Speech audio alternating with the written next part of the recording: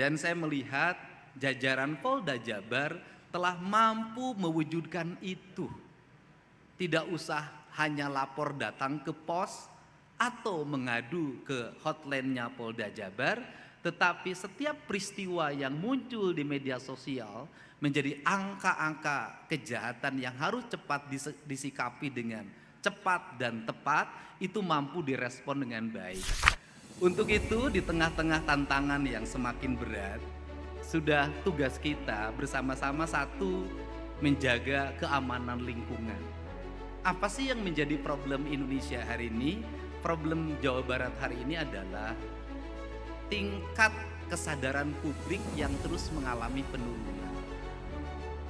Setiap orang pengen aman, tapi hampir nggak mau ronda jaga keamanan. Setiap orang pengen bersih lingkungannya, tapi tiap hari buang sampah. Setiap orang di jalannya pengen tertib, tapi tidak pernah mentaati aturan lalu lintas. Setiap orang pengen tidak banjir, tapi tebang pohon. Orang pengen tidak banjir, tapi nguruk sungai. Orang pengen tidak banjir, nguruk sawah. Ada sebuah ironi. Dan saya melihat polisi itu ada dalam titik persimpangan.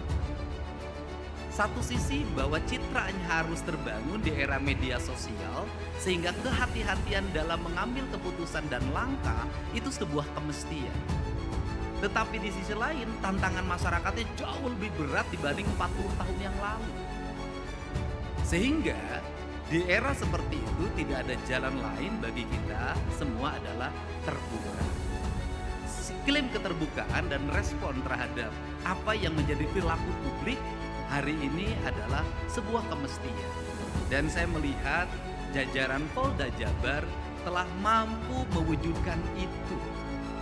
Tidak usah hanya lapor datang ke pos atau mengadu ke hotline-nya Polda Jabar, tetapi setiap peristiwa yang muncul di media sosial menjadi angka-angka kejahatan yang harus cepat disikapi dengan cepat dan tepat, itu mampu direspon dengan baik.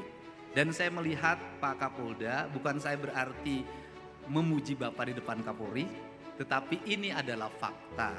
Di Bandung minimal angka tawuran dan geng motornya sudah mulai menurun.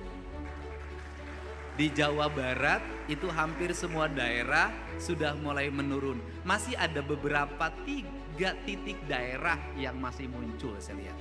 Yang pertama masih ada di Bekasi, 2 di Indramayu Cirebon, dan ketiga di Bandung.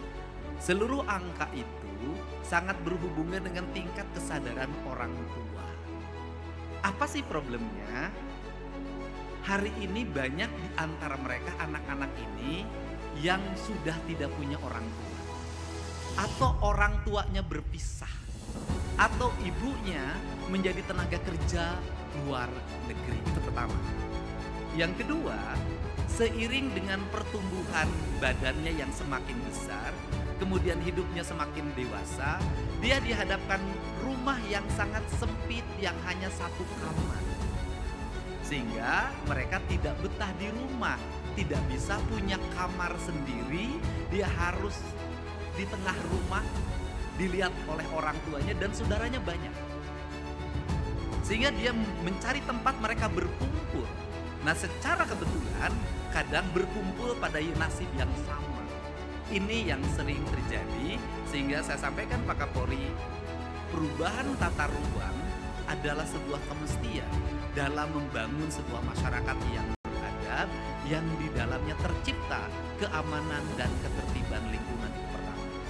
Yang kedua, membuat standarisasi rumah yang layak bagi kehidupan masyarakat dengan jalan-jalan yang terbuka lebar, dengan udara yang bersih, dengan air yang jernih adalah sebuah prasyarat untuk juga menciptakan keamanan dan ketertiban.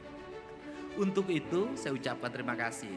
Semoga Ramadan tahun ini menjadi spirit bagi kita semua, spirit hidup berbangsa, bernegara, berbudaya, dan berkeyakinan menurut agamanya masing-masing. Terima kasih. Wallahu muwaffiq lakum wa Assalamualaikum warahmatullahi wabarakatuh. Sampurasun.